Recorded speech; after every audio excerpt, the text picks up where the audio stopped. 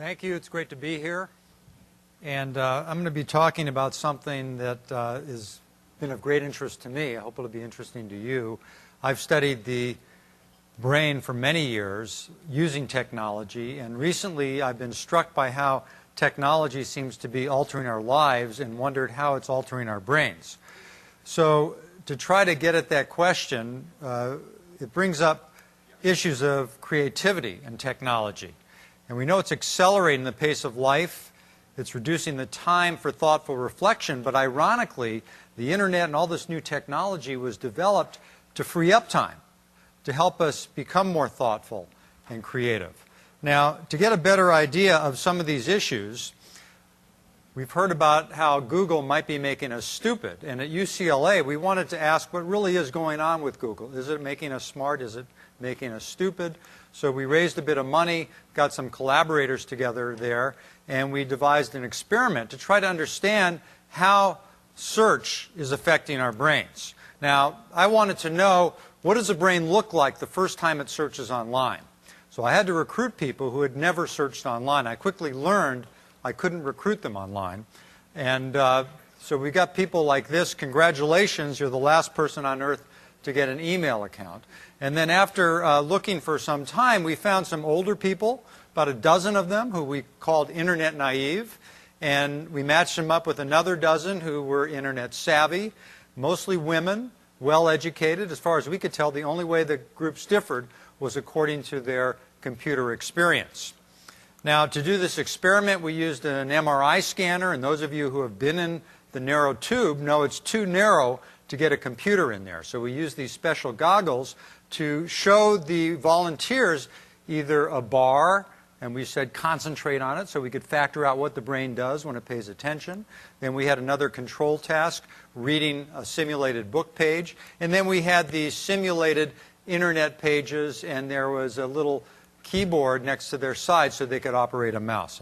And here's what we found. Here we see the computer adding up what's happening in the brain. The colored areas show you where your brain is working if you're internet naive and you're reading a book page. So there's a little bit of activity in the visual area of the brain, memory, verbal areas, not too surprising.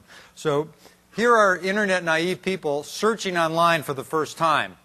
Looked the same. I was a little bit disappointed with the experiment. So we went on, we took the internet savvy people, and we had them search online, read a book page, looked the same. And here was the big payoff when we saw the internet savvy people searching online. There was more than twofold increased activity in the brain. So here's your brain reading a book, and here's your brain on Google or Bing. So the headlines were Google is making us smart, but we really didn't show that. We just found that if you had prior experience, it's activating your brain.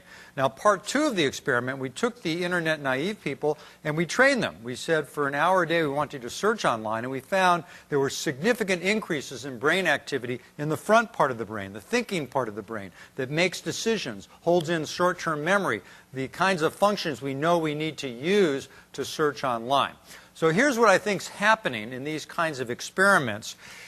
Initially, when we're presented with an unusual task, we don't know what to do, and there's not much brain activity. Once we figure out a strategy, we see a surge of neurocircuitry activation. But once the task becomes routine, we see a decrease in activity representing brain efficiency. So what we're seeing today is a big booming business of brain fitness, and a lot of companies are developing different types of ways to train the brain. We're doing this at UCLA with our computer science department because we think we can do it, and we think we can innovate. We can combine physical training with mental training so that we can improve brain efficiency and brain health as we age. In fact, we've done experiments where we put people on healthy lifestyle programs, including brain training, memory training, physical training, and we find that it does activate certain parts of the brain that are important for memory. So what about this question, is technology weakening our memory? If you ask people how many phone numbers they remember today, it's probably a lot fewer than before. And so there's this concern that somehow the PDA is shrinking your hippocampus. And my answer to that is we need to pick and choose what we learn in our biological memory. So names and faces, if you see somebody's face, you don't want to look up what their name is in your PDA, and so you want to use memory techniques. But for pretty much everything else, you can look that up. We also have to remember that just playing video games can train our brain. Surgeons who play video games make fewer errors in the operating room. So next time you have to have surgery, ask the surgeon how many hours a day he's playing World of Warcraft. It may have an impact on your health. We also know offline brain training, whether it's psychotherapy or anything else, can alter neurocircuits. So the key today is finding balance, what I call a brain gap between what's going on in the brain of digital natives and digital immigrants, and teach older people how to use the technology and younger people how to use their face-to-face human contact skills, which are tremendously powerful. Now, I just wanted to comment on the future brain because we're looking forward in this conference today. And we know there's a lot of technology developing on brain-computer interface, and we can put sensors on a person's head and they can operate a computer. So in the future, instead of wearing a Bluetooth, what I predict is you'll be wearing a headband or maybe an earpiece, and you'll think a thought and it will be transmitted wirelessly to your friends. So if you want to have coffee, they'll hear that thought on their PDA, they'll meet you, and you can sip your cappuccino. You don't even have to talk, you can read each other's minds. But in terms of spam, you may have to wear tinfoil hats to protect yourself as you walk down the street. So that's one scenario, and I really believe this is feasible in the near future. We have the technology. Another question, will the computers actually read our minds in terms of privacy? And I think there's a possibility of that. At Carnegie Mellon University, they are developing experiments where computers can read persons' thoughts. So what about this question, is search the end of memory or the opportunity of collective wisdom? I don't think it's the end of memory, but I think it's altering the way we use our memory, becoming searchers and gatherers. We're not becoming memorizers. But what we have is a huge opportunity. Instead of our limited biological memory stores, we have an external hard drive that we can optimize, the World Wide Web. Now, how will it affect collective wisdom? Depends on how we use it.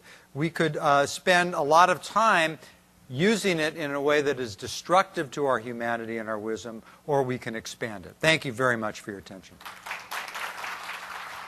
Okay, that was fascinating. Thank you. Right.